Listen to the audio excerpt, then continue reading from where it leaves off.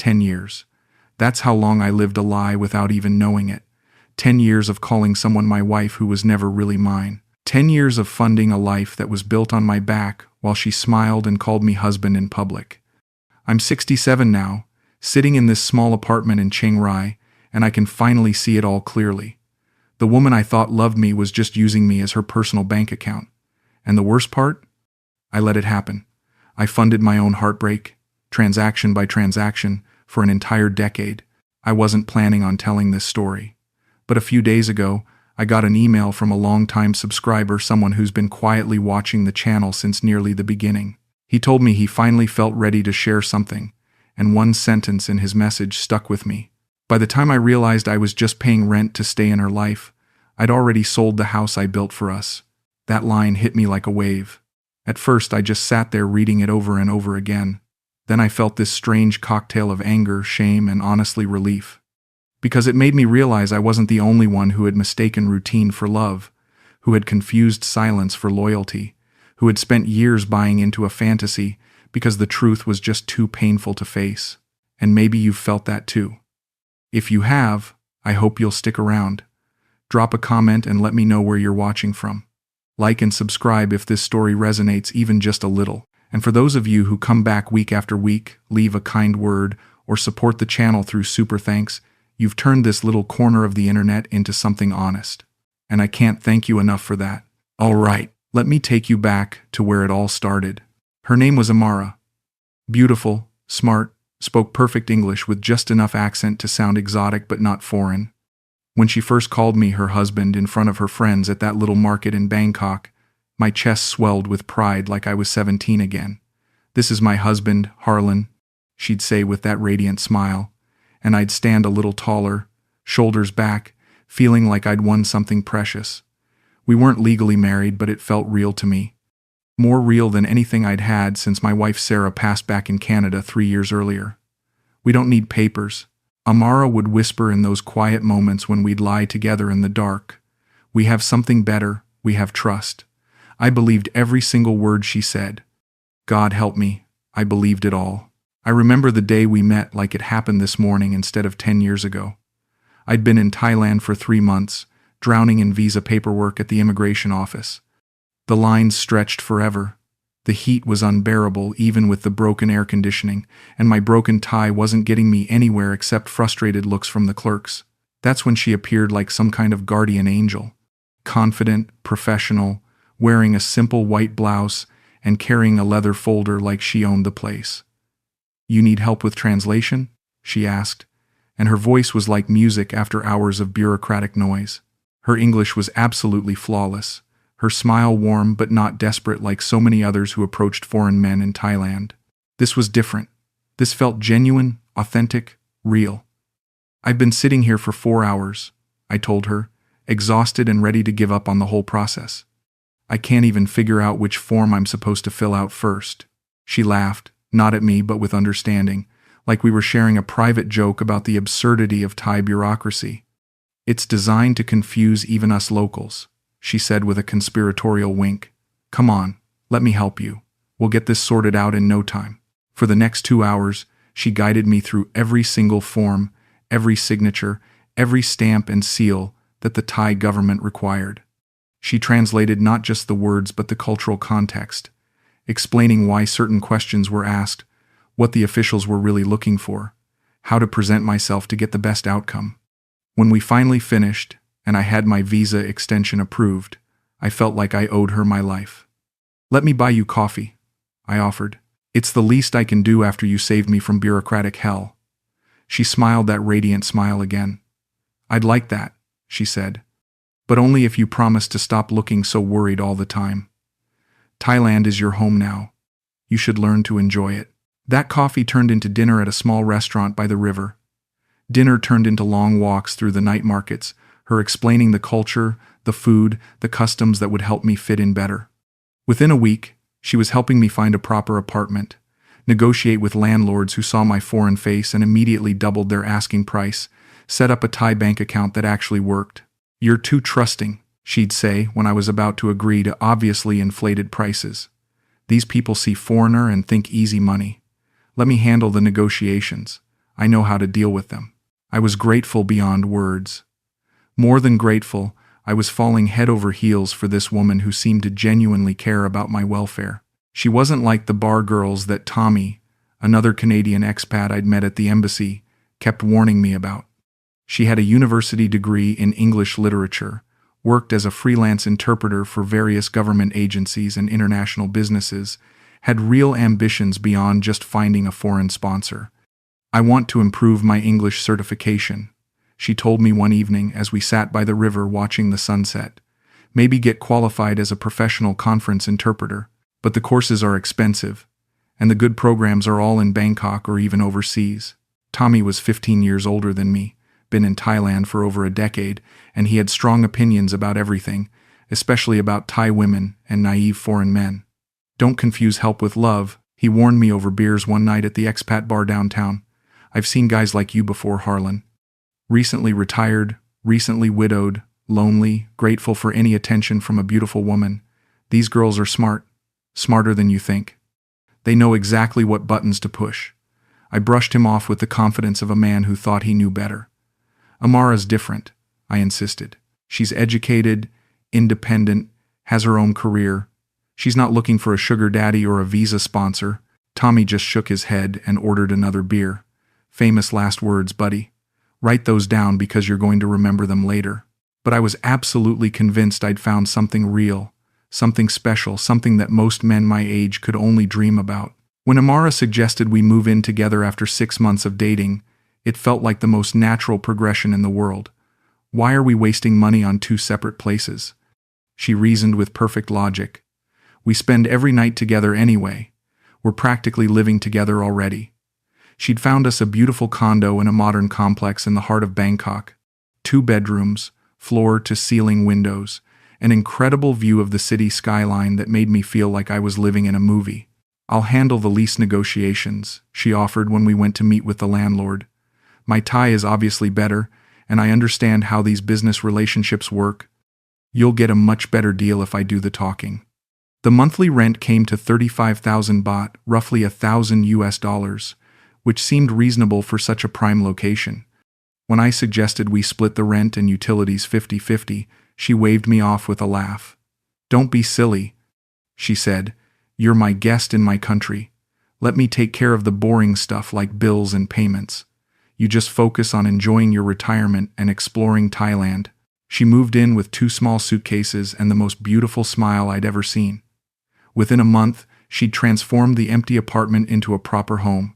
Furniture appeared as if by magic, beautiful teak pieces that looked expensive, but she assured me were good deals from her cousin, who worked in interior design. Electronics, artwork, kitchen appliances, everything we could possibly need to live comfortably. "I have connections everywhere," she explained, when I marveled at how quickly everything came together. "My family has been in business here for generations. We know where to get quality things at reasonable prices." The bills all came to my credit card naturally, but that seemed like a reasonable arrangement at the time. "It's just temporary," she assured me when I saw the mounting charges. "Until my interpreter business really takes off and I can contribute more financially. I'm building our home, our life together. This is an investment in our future." She'd take my hand and look into my eyes with such sincerity that any doubts I might have had just melted away. "This feels right, doesn't it?" she'd whisper when we'd lie in bed at night, the Bangkok skyline twinkling beyond our windows. Like we were meant to find each other, like the universe brought us together for a reason. Around our first anniversary, she started referring to me as her husband in public, and my heart soared every single time. At the local market, she'd introduce me to vendors as "my husband Harlan," with obvious pride in her voice. At restaurants, she'd tell the servers my husband will have the pad thai, not too spicy when ordering for me. Her Facebook status changed to married, and she posted photos of us together with captions in Thai that she translated as sweet messages about finding true love later in life. When I asked her about the husband references, worried that people might think we were lying, she just laughed that musical laugh of hers. "Does it bother you when I call you my husband?" she asked, suddenly looking vulnerable and uncertain. "You take care of me like a husband would. You provide for me, protect me, make me feel safe and loved. In my heart, you are my husband, papers or no papers." If that makes you uncomfortable, I can stop. It didn't make me uncomfortable at all. It thrilled me to my core. I'd been alone for 3 years since Sarah's death from cancer, rattling around in our big house in Toronto, feeling like a ghost haunting his own life. Having someone claim me, want me, call me theirs, it filled a hole in my soul I'd forgotten existed. But Amara came with extensive family obligations. Something she explained was central to Thai culture and couldn't be ignored without serious social consequences. There was always someone who needed help, always some crisis that required immediate financial intervention. Her aunt needed surgery for a condition that the public hospitals couldn't handle properly. Her cousin's small business was struggling and needed an infusion of cash to stay afloat. Her elderly mother's house needed major repairs before the rainy season. Family is everything in Thai culture. She'd explain patiently when she came to me with these requests. If I don't help them when they're in trouble, who will? They took care of me when I was growing up. Now it's my responsibility to take care of them. The amounts started small and reasonable. 5,000 baht here for medicine, 10,000 there for business expenses. But they grew larger and more frequent as our relationship deepened. It's an investment in our future together, she'd say when I looked concerned about the mounting expenses. When my family fully accepts you as one of us, when they see how good you are to me and to them, we'll have their blessing and support forever. That's worth any amount of money, don't you think? I wanted desperately to be accepted, to belong somewhere again, to be part of something bigger than just my own lonely existence. The first red flag I should have paid attention to was embarrassingly simple, but I was too infatuated to see it clearly. In 2 full years of being together, living together, calling ourselves husband and wife, I had never once been to her family home.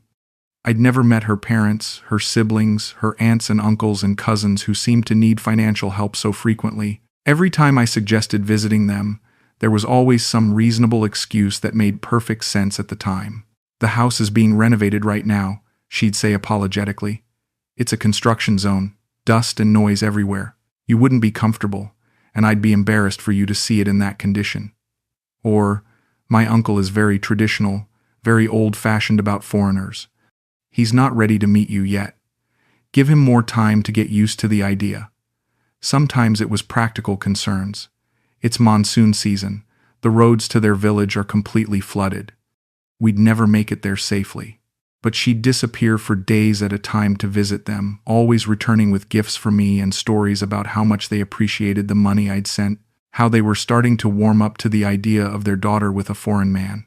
They're beginning to understand that you're different from other foreigners, she'd report after these mysterious visits. They see how well you treat me, how generous you are with the family. My mother especially is starting to ask when she'll get to meet you properly. Soon, very soon, I promise. I just want everything to be perfect when that day comes. I lived for those promises, hung my hopes on them, convinced myself that patience was a virtue and that good things came to those who waited. One evening, after she'd left for another extended family visit, curiosity finally got the better of me. She'd said she'd be back in 3 days, visiting her mother who was recovering from some minor surgery. But something felt different this time, off in a way I couldn't quite articulate. Her phone had been going straight to voicemail for 2 days. Her location services, which she usually kept on, were mysteriously turned off. The rational part of my brain said she was probably just in an area with poor cell coverage, but doubt had been growing in my mind for weeks. So I made a decision that still makes me cringe with embarrassment. I rented a scooter and decided to follow the route she usually took to visit her family. She'd shown me on the map once, traced the path with her finger from Bangkok to a small town about 2 hours north. I convinced myself I was just being romantic, that maybe I'd surprise her with flowers or take her out to dinner in her hometown. But deep down, I think I knew I was looking for answers to questions I was afraid to ask directly. When I reached the neighborhood she'd described, nothing looked familiar. The streets didn't match what I remembered from her descriptions. The houses were different styles, different ages.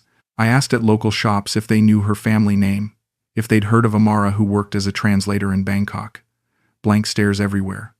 Shop owners shook their heads, said they'd never heard of anyone matching that description. An old woman selling fruit looked at me with pity and asked if I was lost.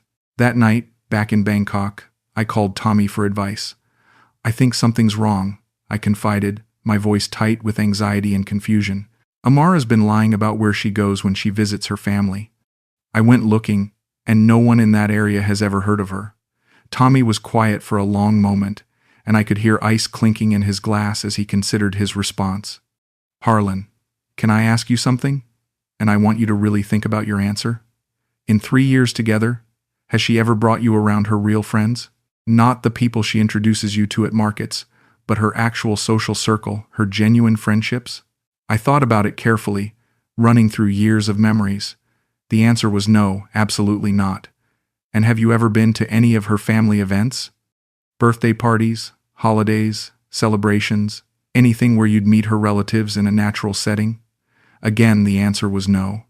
She always had explanations for why I couldn't attend these gatherings, usually something about family politics or traditional customs that wouldn't be appropriate for outsiders. Brother, Tommy said gently, but with unmistakable concern in his voice, I think you need to start asking some much harder questions about this relationship. When Amara returned 2 days later, glowing and relaxed from her family visit, I confronted her as gently as I could manage. I went looking for your family's neighborhood, I said, trying to keep accusation out of my voice. I wanted to surprise you, maybe take you to dinner. But when I got there, no one knew you or your family. No one had ever heard of you. Her face went completely cold for just a moment, a mask slipping to reveal something calculating underneath. But then it shifted instantly into hurt confusion and wounded innocence. Baby, why would you follow me like that? She asked. And now there were tears forming in her beautiful eyes. Don't you trust me after all this time? Don't you believe me when I tell you where I'm going? She explained that her family had moved recently to a different area, that I must have gone to their old neighborhood by mistake. That made sense, I supposed. People moved all the time. But why didn't you tell me they'd moved? I pressed, still feeling like something didn't add up. I wanted to surprise you, she said, the tears now flowing freely down her cheeks. I wanted to show you their new house when it was completely ready, when everything was perfect. Now you've ruined the surprise. I had it all planned out, and now it's spoiled. By the end of that conversation, somehow I was the one apologizing. I was comforting her, promising to be more patient, swearing that I trusted her completely and would never doubt her again. She curled up against me like a wounded child, and I felt like the worst kind of monster for having questioned her loyalty. But the doubt had taken root somewhere deep in my mind, and over the following weeks it began to grow despite my best efforts to ignore it. I started noticing things I'd somehow overlooked before. Details that should have been obvious red flags. How she never received personal phone calls when I was around, as if her entire social life existed in some parallel universe I had no access to. How she had no childhood photos displayed anywhere in our apartment, no mementos from school or family gatherings, no physical evidence of a life lived before she met me.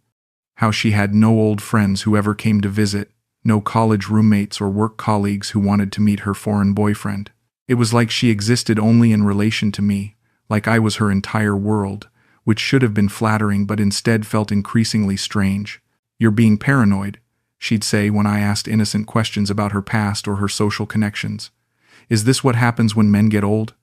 You start imagining problems that don't exist? You start not trusting the people who love you most? The accusation stung because part of me wondered if she was right. Maybe this was just what happened when you got older and more insecure. Maybe I was becoming one of those jealous, possessive men who drove away the people they loved with constant suspicion and demands for proof. The truth came crashing down on me like a building collapse on a Tuesday morning in our 4th year together. I was drinking coffee and reading the news on my tablet when my phone rang. It was Tommy, and his voice was tight with concern, and something else I couldn't identify at first. Harlan, you need to see something right now, he said, without any preamble or small talk. Check your Facebook messages immediately. I'm sending you something that you have to see. He'd forwarded me a screenshot from a mutual friend's Facebook page, someone who worked at the Canadian Embassy and knew both of us casually. It was a wedding photo, a traditional Thai ceremony with all the elaborate costumes and ritual decorations that made these events so spectacular. The bride was absolutely radiant, glowing with happiness, surrounded by what looked like dozens of family members and friends. The bride was Amara, but she wasn't marrying me. She was marrying a Thai man I'd never seen before in my life, in a ceremony that looked expensive, formal, and very, very real. My hands were shaking so badly I could barely hold the phone as I stared at that photo. The timestamp showed it had been taken just 6 weeks earlier, during one of her extended family visits that had lasted nearly a week. The Facebook profile showed her name as Siraporn, not Amara at all, and listed her as married to someone named Kamon. The wedding photos had hundreds of likes and dozens of comments in Thai that I couldn't read, but the joy and celebration were unmistakable. This wasn't some business arrangement or cultural obligation. This was a woman in love, marrying the man of her dreams, surrounded by people who genuinely cared about her happiness. When she came home that evening humming softly and carrying takeout from my favorite restaurant, I was sitting at our kitchen table with a printed copy of the wedding photo placed directly in front of me. She stopped in the doorway when she saw it, but she didn't look surprised or shocked or caught. She didn't look guilty or ashamed or apologetic. She looked annoyed, like I was a child who'd gotten into something he shouldn't have touched. "Who sent you this?" she asked. Not denying anything, not trying to explain it away, just irritated that her secret had been discovered. "Does it matter who sent it?" I replied, my voice sounding hollow and strange in my own ears. "Is it real? Are you married to this man? Is your real name Siraporn?" She let out a long sigh, like I was asking her to explain something incredibly tedious and obvious. "It's complicated," she said, setting down the food and looking at me like I was too simple to understand sophisticated adult relationships. "You wouldn't understand Thai culture and how these things work. Try me," I said, and there was more steel in my voice than I'd heard in years. So she sat down and explained it to me in the patient, condescending tone you'd use with someone who wasn't quite bright enough to grasp complex concepts on their own. The marriage was arranged by both families for business and social connections. It wasn't based on love or romance the way Western marriages were. It was a practical arrangement that benefited everyone involved financially and socially. It didn't change anything real between us. I was still her true partner, her real husband in every way that mattered emotionally. "But you lied to me," I said, and I could hear my voice starting to crack with emotion. "You lied to me for months while you planned this wedding. You let me believe we were building a future together while you were secretly marrying someone else. You took my money to pay for a wedding to another man." She shrugged, actually shrugged, like this was the most natural thing in the world. "I didn't want to upset you over something that doesn't really affect our relationship," she said. "This doesn't have to change anything between us if you don't let it become a problem." But it changed everything for me.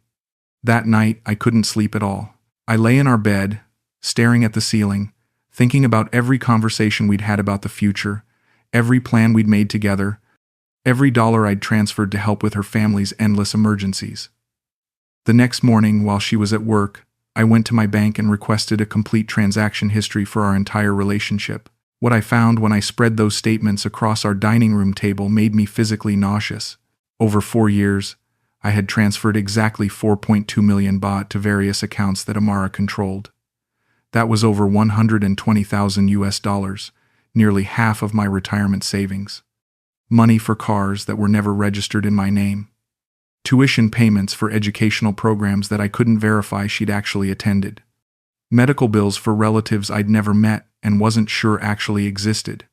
Down payments on business investments that had never materialized into anything tangible. Rent and deposits for properties I'd never been allowed to see. Every single baht had gone through her hands, into accounts I had no access to, for purposes I couldn't independently verify. I had funded an entire life that I wasn't really part of, bankrolled a fantasy that existed primarily in my own imagination. When I tried calling her to discuss what I'd discovered, her phone was disconnected. When I went to her workplace, they told me she hadn't worked there in over 6 months. When I returned to our condo, the security guard informed me that she'd moved out 3 days earlier, leaving behind only the furniture and a note saying she'd be in touch about picking up anything she'd forgotten.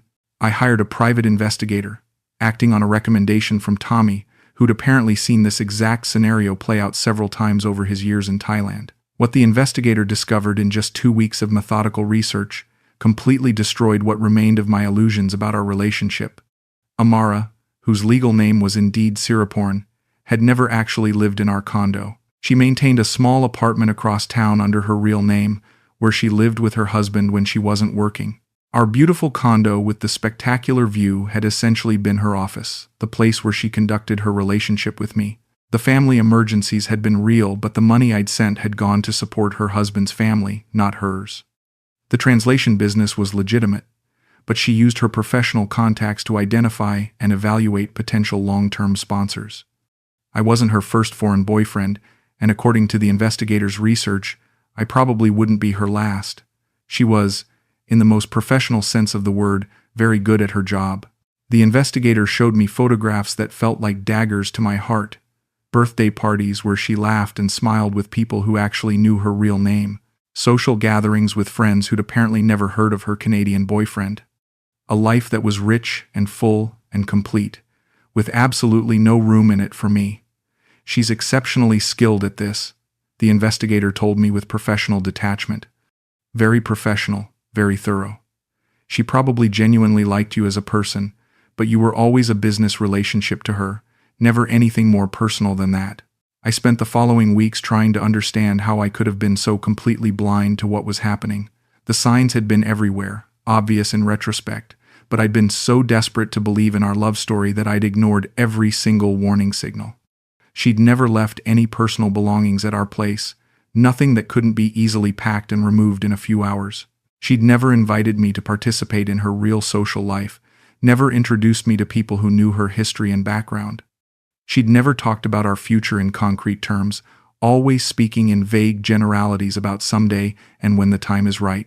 When I'd brought up marriage or long-term planning, she'd always changed the subject or deflected with promises that sounded meaningful but never led to actual action. I'd interpreted her evasiveness as cultural differences or natural caution about commitment. But the truth was much simpler and more painful. She was never planning any kind of future with me because I had never been part of her real present. I existed in a carefully constructed parallel reality designed to extract maximum financial benefit while providing minimum emotional investment on her part. The final message arrived 6 months after I'd moved to Chiang Rai to start over, to try to rebuild some kind of life from the wreckage of my delusions. It was a single text from a number I didn't recognize, probably a temporary phone she'd bought just to send this message: "Don't try to contact me again. You're embarrassing yourself and making problems for me. This is finished." No apology for the years of deception. No acknowledgement of the fortune I'd spent supporting her real life. No recognition of the emotional devastation she'd left behind. Just cold, final dismissal, like I was a pest who'd outlived his usefulness. I stared at that message for hours, reading it over and over again, searching for some hidden meaning or trace of the woman I thought I'd known and loved. But there was nothing there except efficient termination of a business relationship that had run its course. I deleted her number that night, but I couldn't delete 4 years of memories. Couldn't erase the dreams I'd built around a person who had never actually existed except in my imagination. For months afterward, I'd catch myself scanning crowds in markets and restaurants, looking for her face out of habit. I'd check social media obsessively, hoping to see some sign that she missed our time together or regretted how it had ended. I wondered constantly whether any part of our relationship had been real for her, whether she'd ever felt even a flicker of genuine affection for the lonely old man who'd been so grateful for her attention. Did she ever think about me at all? Or was I just another completed transaction in her mental ledger, filed away and forgotten?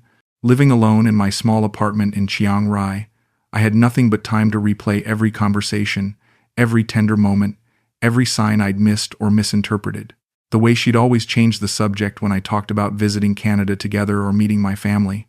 How she'd never seemed interested in learning about my life before Thailand, my career, my marriage to Sarah, the things that had shaped me into the man she claimed to love. The fact that she'd never asked about my feelings, my fears, my dreams for our future together. I'd been so starved for companionship, so grateful for the attention of a beautiful, intelligent woman, that I'd mistaken professional competence for genuine affection. She'd given me just enough emotional connection to keep me invested and contributing, but never enough to make me question the fundamental dynamics of our arrangement. I'd been paying for a girlfriend experience, essentially, but I'd convinced myself I was in a real relationship built on mutual love and respect. The shame was infinitely worse than the financial loss, though losing half my retirement savings certainly made my future more precarious than I'd planned. I'd allowed myself to be used systematically and completely for years, ignored obvious warning signs because I was lonely and she was beautiful and she called me husband in public places. I'd traded my dignity and self-respect for the illusion of being loved, and I'd done it knowingly, willfully, desperately. Tommy had warned me. My own instincts had warned me. But I'd chosen to believe the beautiful lie because the ugly truth was too painful to face. Now, at 67, I live much smaller than I'd planned for my retirement years. I don't date anyone. I don't seek companionship or romance. I have a modest apartment, a simple routine, and no one depending on me financially or emotionally. Sometimes when I catch my reflection in shop windows, I think about the foolish old man who let himself be played for a decade by a woman young enough to be his daughter. Not with anger anymore, because anger requires too much energy I don't have to spare. Just with recognition of my own desperate need to be needed, to matter to someone, to feel important in another person's life. She played me perfectly, like a master musician playing a familiar instrument, but I was an enthusiastic participant in my own deception. I wanted so desperately to be loved, to be special, to have found something magical in my old age, that I convinced myself her professional attention was personal affection. I funded my own fantasy for 10 years and called it the greatest love story ever told. The woman I introduced as my wife to other expats was never more than a very skilled employee, and I was never more than her longest-running and most profitable client. The hardest truth to accept isn't that she lied to me consistently for years. It's that I lied to myself every single day, choosing comfortable delusions over uncomfortable realities because the delusions felt so much better. I saw what I wanted to see, heard what I needed to hear, believed what made me feel good about myself and my choices. I was the author of my own heartbreak, the architect of my own financial ruin, the willing victim of a con that only worked because I wanted it to work. I don't tell people about Amara when they ask why a man my age is living alone in Thailand. There's nothing to be gained from sharing that particular story of stupidity and self-deception, and everything to lose from admitting how thoroughly and completely I was fooled by someone I should have seen through from the very beginning. But sometimes, in the quiet evenings, when the heat finally breaks, and there's a breeze coming through my small apartment, I think about her with something approaching respect rather than bitterness. She saw exactly what I needed emotionally, and she provided just enough of it to keep me paying for years. She was professional, efficient, dedicated to her craft, and ultimately very successful at what she did. I was her longest-running client, her most reliable source of income, her most satisfied customer right up until the day I discovered what I was actually paying for. In her world, that probably counts as a job well done. The dreams have mostly stopped now, the ones where she comes back to explain that it was all a misunderstanding, that she really did love me, that she's sorry for everything and wants to try again. I don't want her back anymore, and more importantly, I don't want to want her back. I want the peace that comes from living within your means emotionally and financially. I want the quiet dignity of being alone by choice, rather than being abandoned by design. She taught me something valuable in the end, though the tuition was far more expensive than I ever intended to pay. I learned the difference between being wanted for yourself and being needed for what you can provide. Between love and business. Between building a life with someone and simply funding their life without you. I was never her husband, despite what she called me in public. I was never her partner, despite what I called myself in private. I was her sponsor, her client, her retirement plan, and I was very, very good at it. Looking back now with the clarity that only comes from distance and disillusionment, I can see that she wasn't necessarily evil or malicious in her deception. She was simply practical, entrepreneurial, focused on meeting her own needs in the most efficient way possible. She had financial goals, and I had disposable income, and we made an arrangement that worked beautifully for both of us as long as I didn't look too closely at what I was actually purchasing. The mistake was mine, thinking it was something more romantic and meaningful than it actually was. But I'm still here, still breathing, still capable of thinking clearly now that the fog of infatuation has finally lifted completely. I didn't lose her because I never really had her in the first place. I lost myself for a while, lost my judgment and my dignity and a good chunk of my money, but I've found myself again on the other side of this experience. I'm older now, significantly poorer, arguably wiser, and completely alone. But it's alone by choice this time, not by abandonment, and that makes all the difference in the world. She played me expertly for 10 years, but the game is finally over now. I'm playing by my own rules for the first time in a decade, and that feels like a kind of victory, even in defeat.